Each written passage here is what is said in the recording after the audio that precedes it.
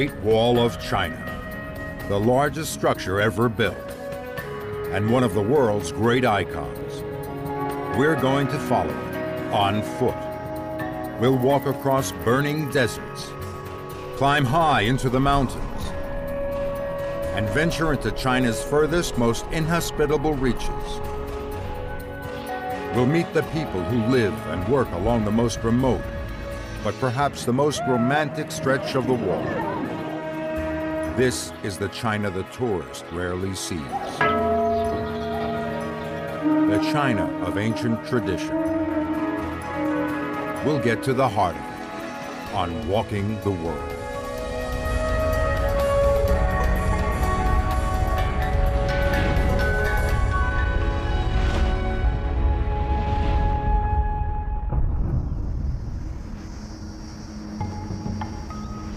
For the Chinese, the Great Wall is the symbol of national identity. It's everywhere you look. It's on T-shirts and stamps.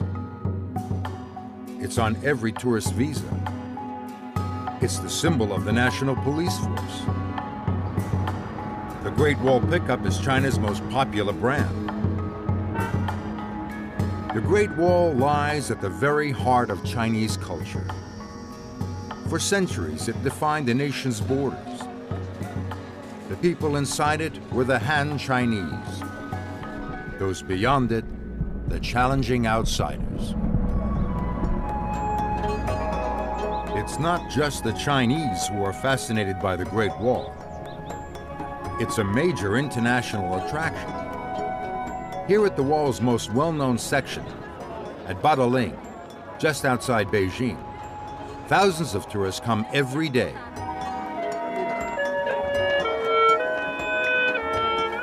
For the visitors, this is the very essence of the Great Wall. Except it's not. It's a fake, a reconstruction built in the 1960s as part of Mao Zedong's campaign to boost Chinese pride. The real wall, as we shall see, doesn't look like this at all. And there are other myths about the Great Wall.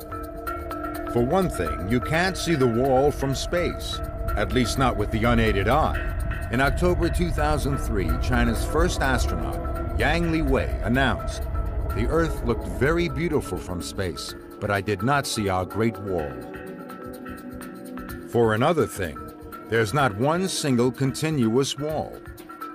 The Great Wall is in fact a series of barriers built up over 2,000 years in many different places. Nobody can say just how long the Great Wall is. New sections are still being discovered. So far, a total of nearly 4,500 miles of wall have been identified. Now that's a long walk, though some have done it. But we're going to walk a single section, one of the oldest, remotest, and least visited. It's also one of the most challenging. This is a walk for people prepared to take a risk, and who really like it hot and dry.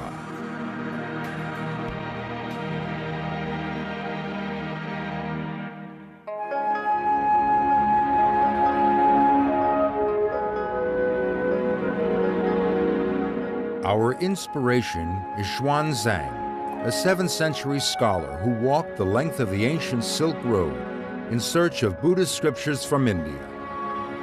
He was the origin of the famous monkey legend. Stories describing his adventures with his companions, Brother Sand, the river monster, Pigface, the glutton cast out from heaven, the Dragon King transformed into a horse, and of course, Monkey, the trickster. But the real Xuanzang walked alone for thousands of miles in the shelter of the Great Wall, and we're following in his footsteps, or some of them at least. We've come to Lanzhou, a large, vibrant city that straddles the Yellow River. It's a chance to get acclimated to the heat and to absorb the unique atmosphere of this part of China. For a walk this challenging, we're going to need supplies. And down a side street, we find a market.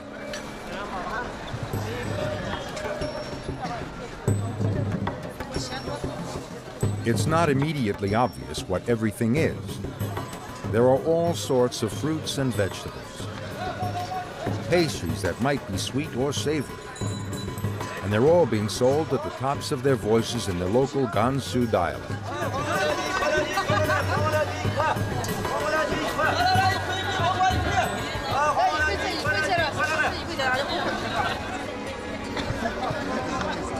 There are even potato chips. And crowding into the market a wide variety of people, including the Muslim minorities who live all along the Silk Road.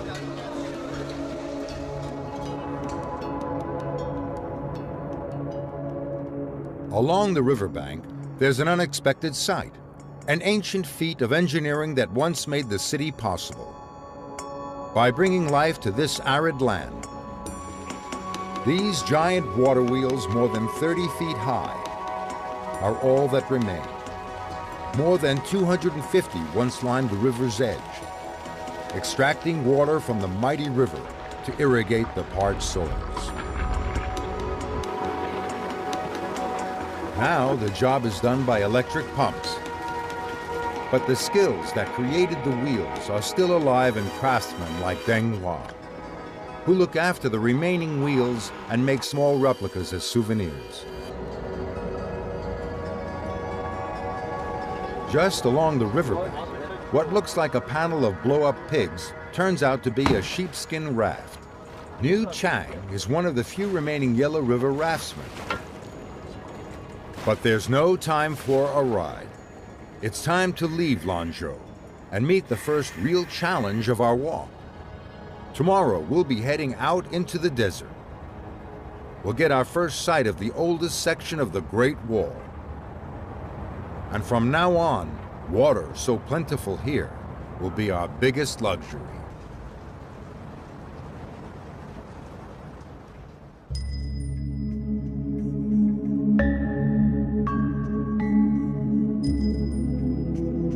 In the second leg of our Great Wall walk, we're striking out in the footsteps of the great walker Xuanzang. Our route takes us across the Tengger Desert to the great Silk Road cities beyond. It seems an unpromising start, but this small area of marshland is where the trail begins. And this is our first glimpse of the real, original Great Wall of China. It's a world away from the tourist site back near Beijing. This is what remains of the high walls built 2,000 years ago to keep out the invaders from Mongolia. There has been no attempt to restore or even preserve it. The trail through the marsh is a gentle beginning, but just beyond lies the desert, and that's a different matter. In the shifting sands of the desert, there's no clear trail. In places, the wall itself is all but buried.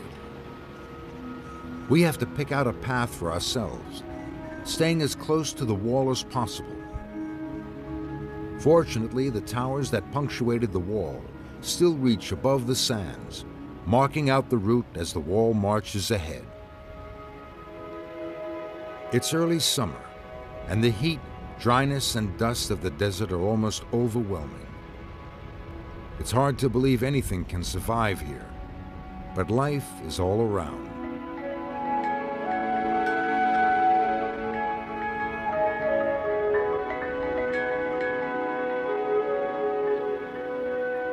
Further into the desert, the sand dunes reach up to 30 feet high. This is the classic desert landscape. To walk through it is an unforgettable experience. A string of camels completes the picture. Once this was the only way for Chinese merchants to trade with Central Asia and Europe beyond.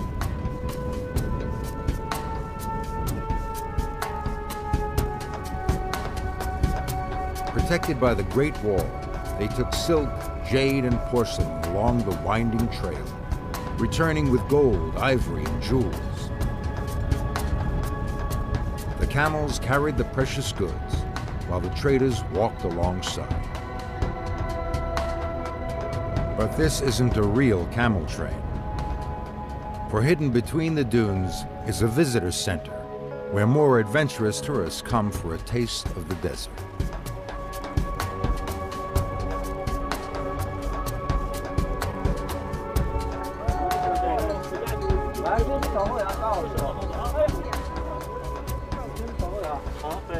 These are Bactrian camels with 2 humps.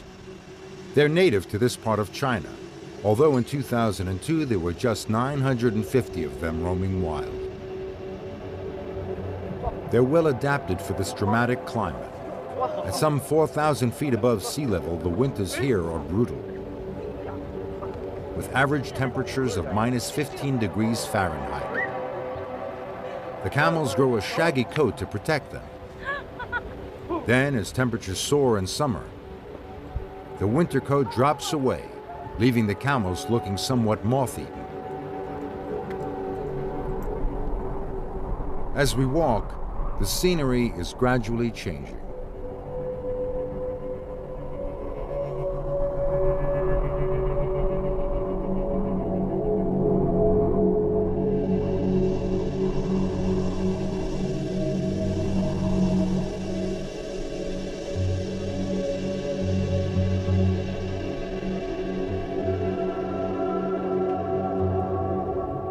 Seeking refuge from the heat, we head for a Buddhist temple built right onto the Great Wall as a resting place for travelers.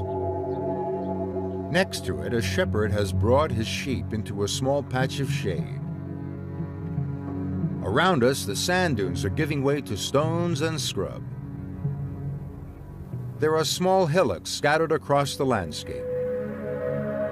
According to the shepherd, they're the graves of local people, his kinsmen, who by custom are buried out in the desert.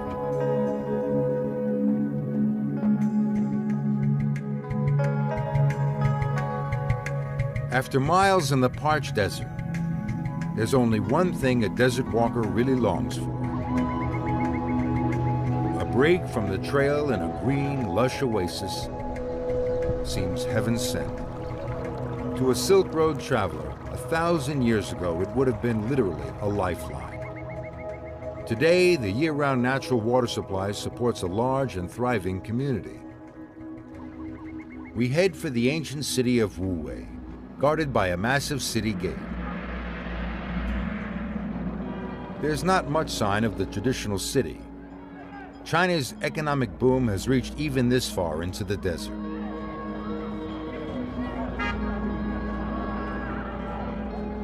We're arriving on a Saturday afternoon. The town square is where everyone gets together.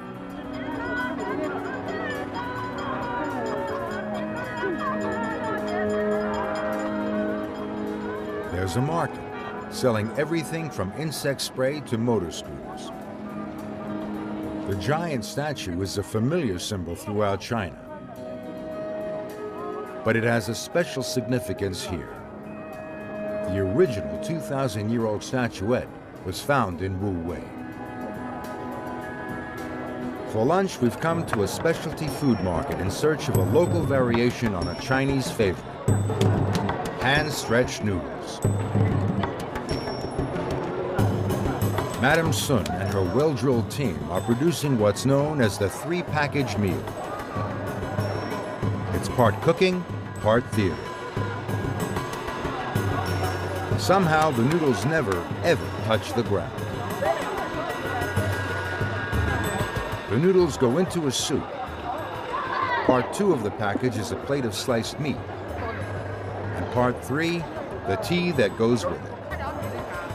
While the others prepare the meals, Madame Sun encourages customers to come to her all-woman stall. It's better than the competition, she says. They're pretty much all men, and what do they know about cooking?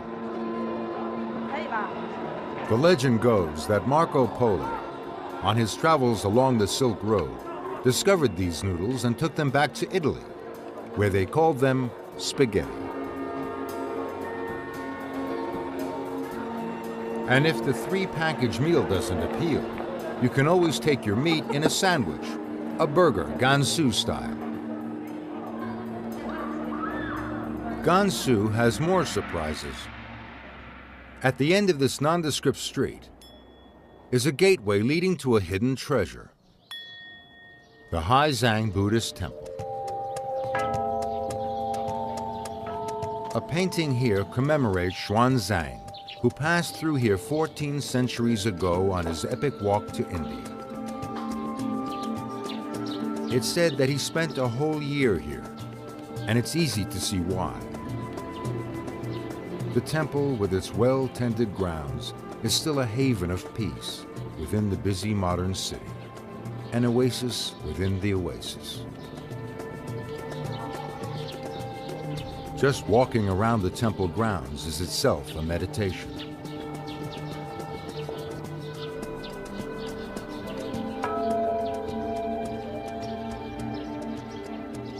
Towards the back, a group of craftsmen is using a traditional method to restore the temple.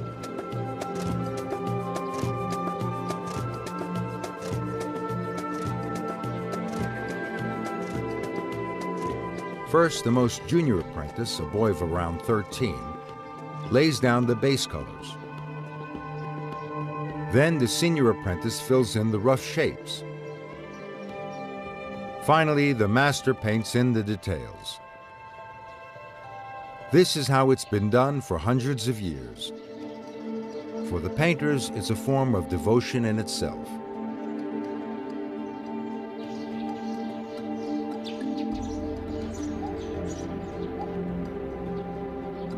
At the highest point of the temple, there's a well. According to legend, the water comes straight from the holy city of Lhasa in Tibet. It is believed to grant blessings to those who drink it. Anyone is welcome to drink, as the monks themselves do every day. For us, the oasis can be just a brief stopover.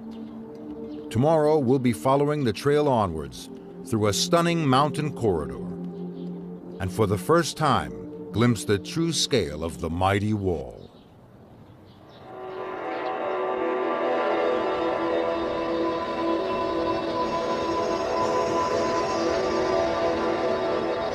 Leaving the oasis city of Wuwei, we follow the Great Wall upwards into one of its most magnificent stretches, the Heshi Corridor.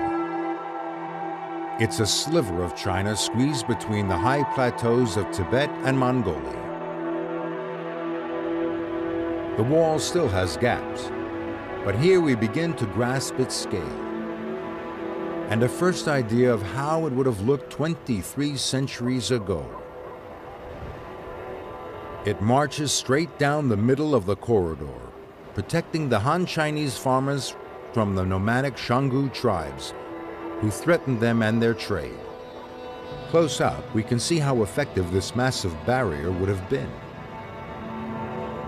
The wall reaches up to 20 feet high and is almost 10 feet thick, and it's made of nothing more than the surrounding earth. Soil that has been compressed to form a structure as hard as stone. During periods of peace, local people used sections of the wall to build their houses. They even made gateways to give their animals fresh grazing. Later, when danger threatened once more, the Ming Dynasty emperors repaired the wall. Most of what we see here dates from then, the 14th century. It feels as if time has stood still. But even here, the modern world is never far away. A new highway cuts straight through an ancient gateway within the wall. It's hard to believe these towers have been standing for centuries. They're made of nothing more than mud. The towers mark a transition. Beyond here lies one of the world's most extreme deserts, the legendary Gobi. It's the hottest and the coldest, and it's one of the highest. The Gobi is one of the greatest of walking challenges. Just looking out across its vast emptiness is awe-inspiring.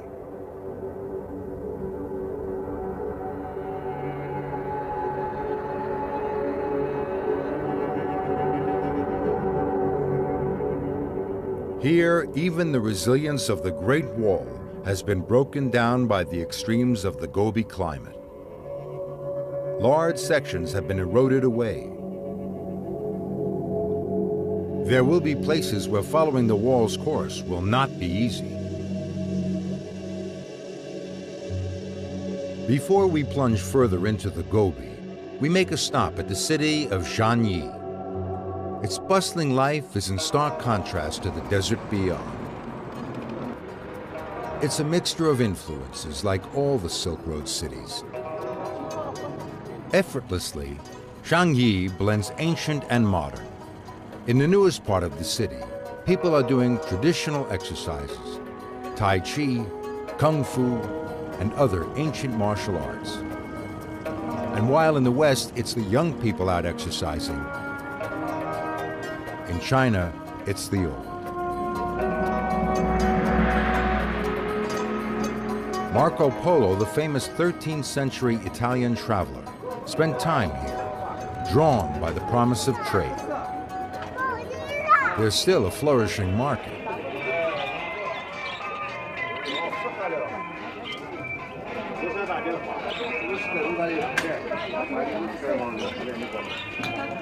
But hidden behind there's a circular doorway, and to step through it is to enter a different age. The old town of Zhangyi has probably changed little since Marco Polo was here. People live much as they always have in the dusty houses built of desert soil. Round the corner, there's another glimpse of life on the ancient Silk Road. A hostel for merchants and officials from the nearby province of Shanxi. There's even a theater, a distraction from the harshness of life with the camel trains. For us too, Zhangyi has been a welcome rest.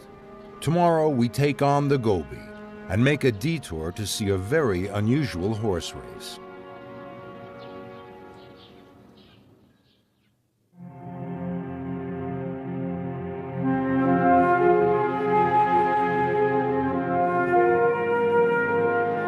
From Marco Polo Zhangyi, we'll be heading out along the Great Wall into the Gobi Desert. And we'll make a detour into the cooler air of the mountains. The section of wall we're following is one of the oldest, built and rebuilt from 100 BC right through to the 14th century. On and on it goes, guiding us through stunning, stark vistas. It looks harsh and utterly empty, but not far from here we'll discover that this is an illusion. We're making a detour to a nearby valley of the Qilian mountain range, where we'll see just how much life there is in this seemingly desolate landscape. As we walk uphill, the terrain changes. Marco Polo Zhangyi will be heading out along the Great Wall into the Gobi Desert, and we'll make a detour into the cooler air of the mountains. The section of wall we're following is one of the oldest, built and rebuilt from 100 BC right through to the 14th century. On and on it goes, guiding us through stunning, stark vistas. It looks harsh and utterly empty, but not far from here we'll discover that this is an illusion. We're making a detour to a nearby valley of the Qilian mountain range, where we'll see just how much life there is in this seemingly desolate landscape. As we walk uphill, the terrain changes. The going gets tougher as we go higher. The soil is poor. All that grows here is short steppe grass, but it's perfect for the hardy mountain sheep. Where there are sheep, there must be people, and soon they begin to appear. These are Uyghurs, members of one of China's smallest minority groups. For centuries, these rolling uplands have been their homeland. The Uyghur are no longer nomadic, but they still keep livestock, including yaks. Yak milk is a staple food for farming people. The milk is shared between the calves and the family. Yaks don't moo, they grunt. It just shows that these animals aren't exactly cows. One of the strongest Uyghur traditions is to welcome travelers, and we're invited into a tent in the pastures.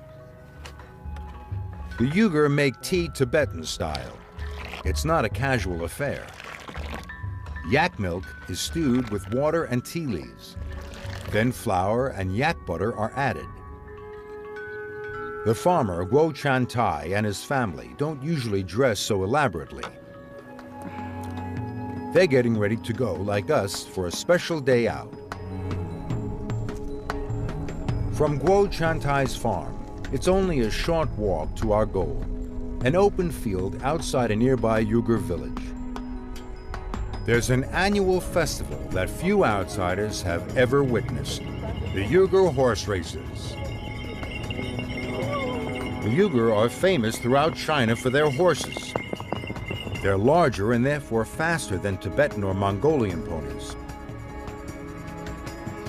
For more than 1,000 years, the emperor's army horses all came from here. Faster horses meant more success in battle. In those days, the annual race meeting was the testing ground for both horses and riders. Now it's mainly a social occasion, although competition is just as keen. Already the crowds are growing. It's a sign of the times that in daily life, horses have been largely replaced by motorbikes, which the local people call metal horses. There are only about 14,000 Uyghur all told, but most of them are gathered here today. They're a typical mixed Silk Road people. Their festival clothes reflect cultural backgrounds. Some are pure Uyghur, some more Tibetan in style, and some more Mongolian or Kyrgyz. Guo Chan Tai, who as well as livestock farmer, is also principal of the local school, is leading a group of his school children. The event begins with a parade. People have come from all over the region to take part, and each group has its own riders to support.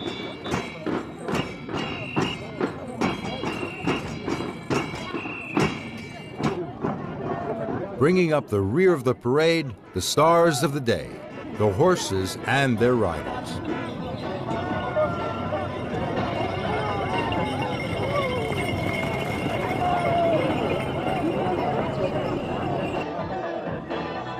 Next, there's a dance display. The music may not be live, but it's Uyghur music. Nothing like the music of the majority Chinese population.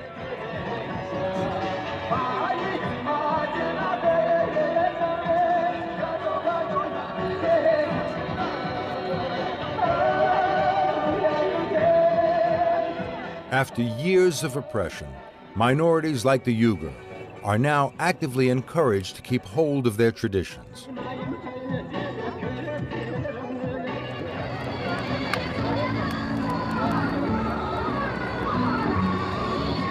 Night has fallen, and the dancing continues. This is the great social opportunity of the year, when the Uyghur can meet old friends and make new ones, and even keep an eye out for potential marriage partners.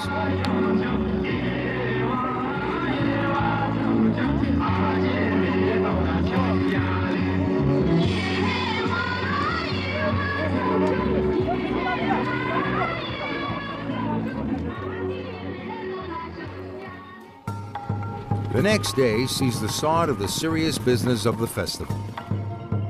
Guo Chan Tai has a horse in the races, but in the enormous gathering, he's having a problem finding it. The first race is coming up. The track is watered to try to keep the dust down, though it doesn't seem to work. The spectators support their own riders, But since gambling is illegal in all of mainland China, the main tensions are among the competitors. Guo has found his horse. He doesn't ride in the races anymore. He has a young rider to race his horse for him, but he's optimistic about his horse's chances. The first race gets underway. These are time trials for later races, and the horses don't gallop but trot, though the pace seems none the slower for that.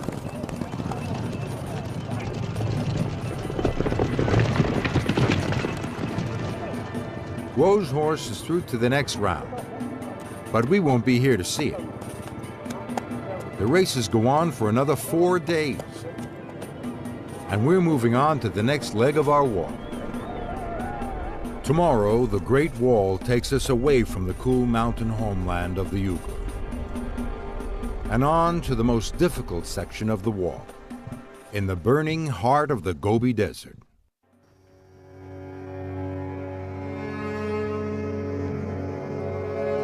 Heading once more towards the Great Wall, we're facing our greatest challenge, the intense heat of the Gobi Desert. It's enough to test any walker's limits, up to 100 degrees Fahrenheit even in late spring. But the air is clear and the setting stunning. And despite the discomforts, this is a rare, exhilarating chance to experience one of the most extreme places on the planet.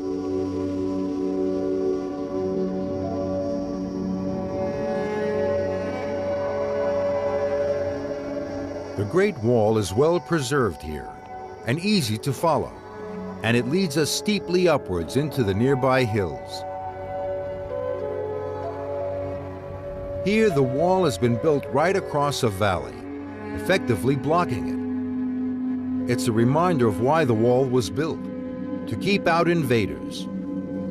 Here, they would have been horsemen from Central Asia, so-called barbarians, pouring down the valley from their homeland beyond. On the cliff face, there are some surprising carvings. They were probably made by those same horsemen around the time the wall was originally built. And they show large, deer-like animals, not what you'd expect in the middle of a desert.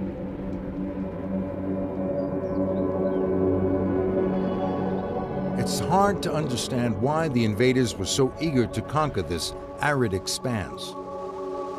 But not far away lies the answer. The most precious commodity in a desert region, an oasis. Without these pockets of water, no one could settle here, and even travel would be impossible. The wall put this oasis firmly on the Chinese side, out of reach of the attacking enemy. The wall looks different here. It's been restored by the Chinese government. On the neighboring section, a local farmer has taken things into his own hands. Virtually alone, Yang Yongfu has restored the towers and wall on an impressive scale. He and a small team use age-old methods that seem to defy modern building theory.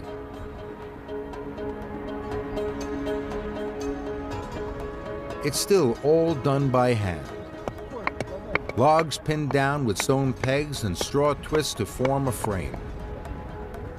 Soil brought uphill, then spread and watered down.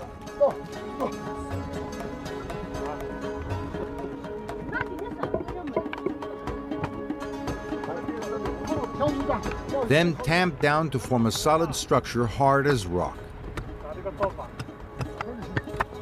Finally, the logs are cut away to be reused, leaving a distinctive pattern on the surface of the wall. This was how thousands of miles of wall were built centuries ago. An astounding achievement.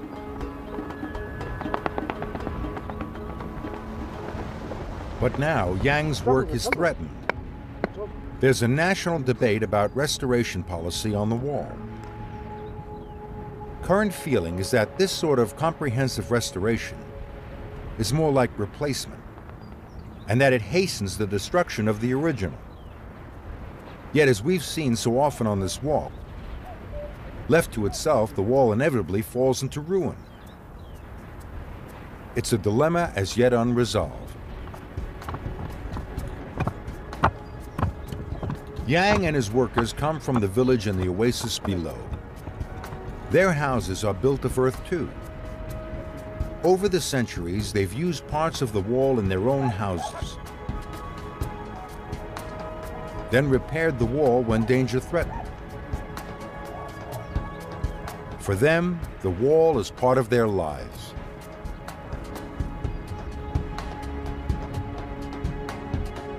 Before continuing into the desert, we're going to take a break from the heat to visit a unique village in the foothills above.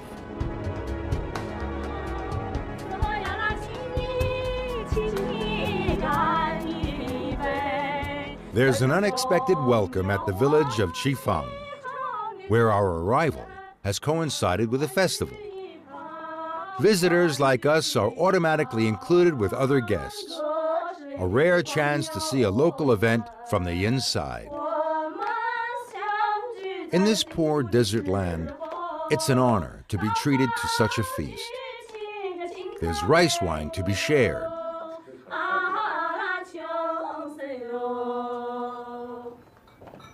The centerpiece is a whole lamb. The host, the mayor, chooses the best parts for the guests, including the eyeballs.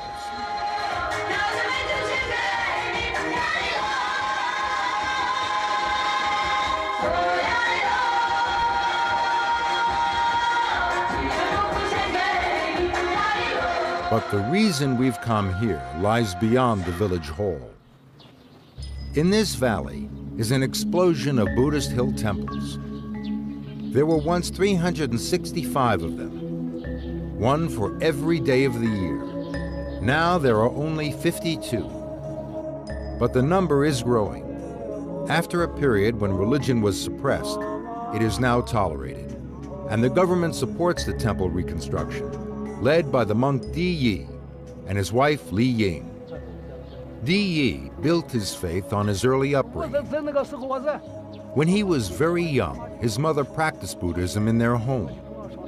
He remembers that they had a statue of Buddha and burnt incense. As soon as he was free to practice his religion again, he went with some friends to a local quarry and began bringing back stone to rebuild the temples.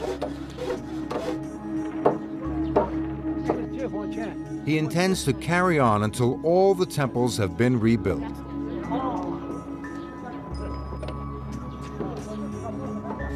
The project is massive. Local monks, revitalized by the resurgence in Buddhist belief, are determined that the valley will once more be filled with hundreds of symbols of their faith.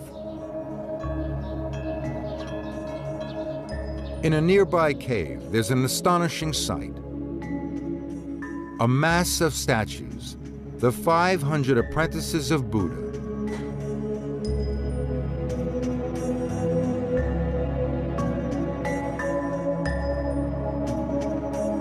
Monk Zhang Zhongyi knows each one and the personalities they represent. Each apprentice has a lesson to teach. This one is young, bright, energetic, but impulsive. He knows he must learn to think calmly and take life more seriously.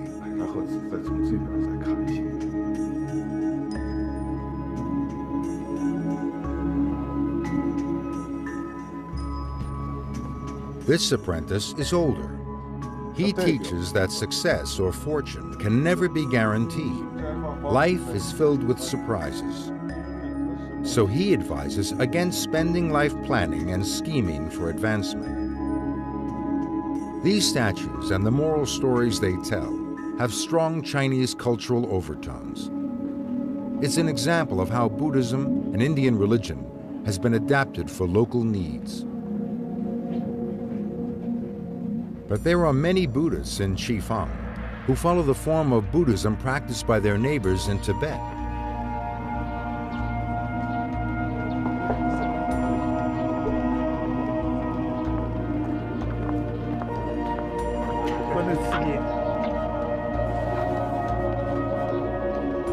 They go to the Wenshu Temple, where they revere this man, Dan Bini Ma, who is believed to be blessed with divine power. The gods are thought to be very much alive here, and this ceremony is designed to bring divine life to a statue. It's a long, elaborate ceremony. Chanting induces a meditative state in the monks. The statue itself is believed to be transformed. In their words, it has its eyes open.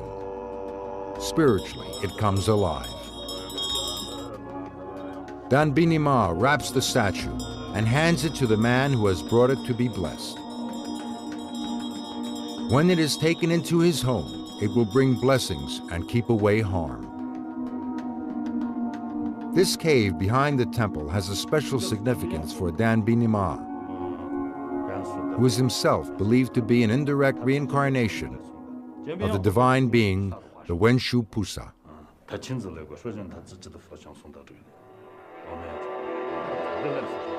And this cave is the Grand Hall where the Wenshu Buddha first appeared.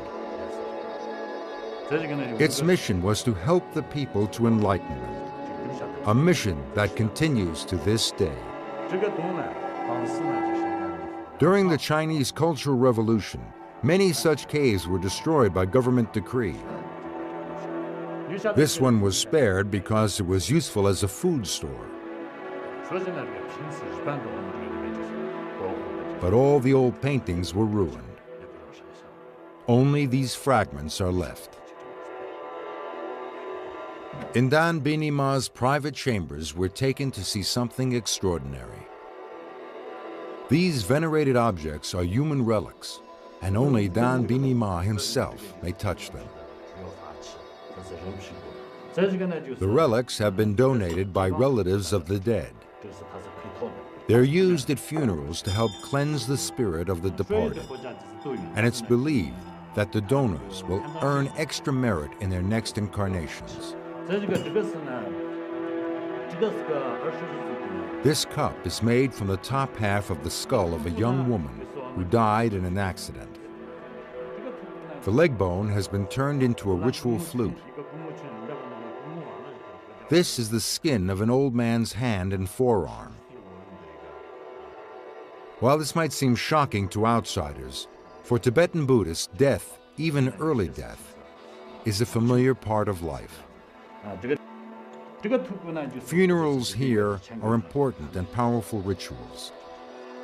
It may be that they offer comfort, a way of coping with the harsh realities of mountain life. Outside the temple, the day ends with the raising of flags, their every movement speeding prayers to heaven. Their bright colors a constant reminder of the resurgence of faith that this valley represents. Tomorrow we leave this tranquil valley and return to the wall. We'll follow it to its end, what was once China's last outpost.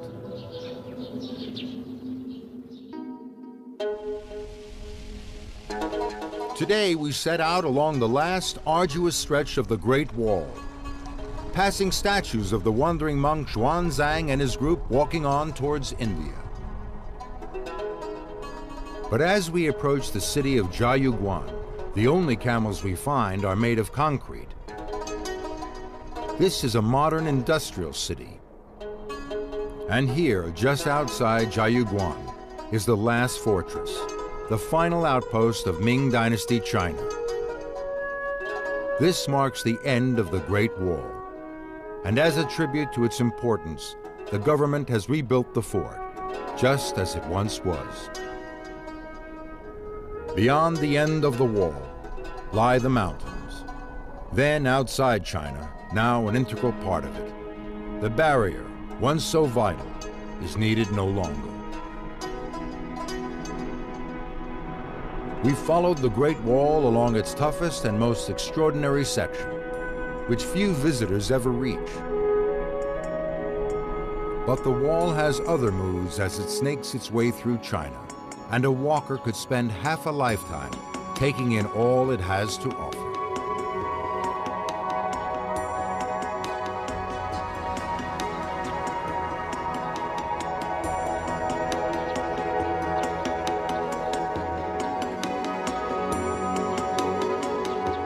Before we leave China, we return to the wall outside Beijing to meet Zhou Wanping, one of the many whose lives have been shaped by this icon. He's passionate about the Great Wall and has spent his life photographing it.